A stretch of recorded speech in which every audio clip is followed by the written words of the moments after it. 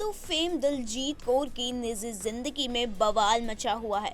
शादी को 1 साल भी नहीं हुआ कि पति निखिल पटेल से एक्ट्रेस अलग हो रही है और उन पर धोखा देने का आरोप लगाया है। इन आरोपों के बाद अब उनके पति निखिल ने पहली बार चुप्पी तोड़ी है।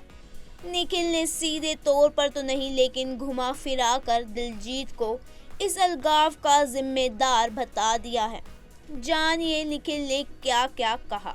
ई टाइम से बात करते हुए निखिल ने पहली बार दिलजीत और उनके बीच आए डिफरेंसेस पर बातचीत की।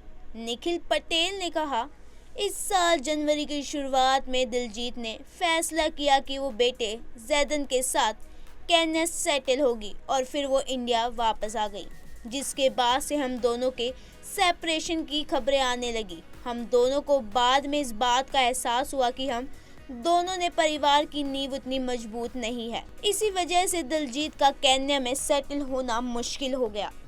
मार्च 2023 में हम लोगों ने मुंबई में भारतीय रीति रिवाज से शादी की। दिलजीत ने केन्या जाने से पहले इसलिए ये सब किया ताकि उसका परिवार आश्वस्त रहे। निखिल ने आगे कहा, हम दोनों के एफर्ट के बाद भी दिलजीत को केन्या में सेटल होने में मुश्किल हो रही थी।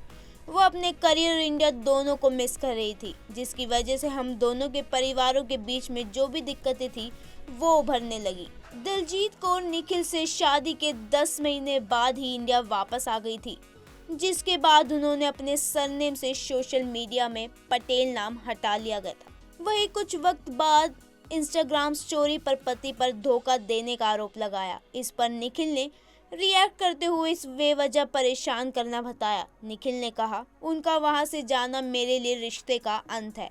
सोशल मीडिया पर की गई वो बातें बीते 5 महीने की जो एक्टिविटी थी, बावजूद उसके मैं पॉजिटिविटी से आगे बढ़ रहा हूँ, लेकिन उन्हें हालिया पोस्ट ने मेरे परिवार और दोस्तों के बीच भ्रम फैला दिया है। वो मेरी लाइफ में वापस आना चाहती थी, लेकिन उन्हें सीमाएं लांघ दी। उनके पोस्ट ने बेवजह सबको परेशान कर दिया। मुझे उम्मीद है कि वो ऐसा करना बंद कर देगी। निखिल ने कहा कि मुझे लगता है कि दिलजीत को बैठकर आराम से गलतफहमियों पर बात करनी चाहिए थी, ना सिर्फ हम दोनों को बल्कि उन्हें भी जो इससे जुड़े हुए हैं। मैं दिलजीत को ऑल द बेस्ट विश करना चाहता हूँ और उम्मीद करता हूँ कि वो पॉजिटिविटी से आगे बढ़े।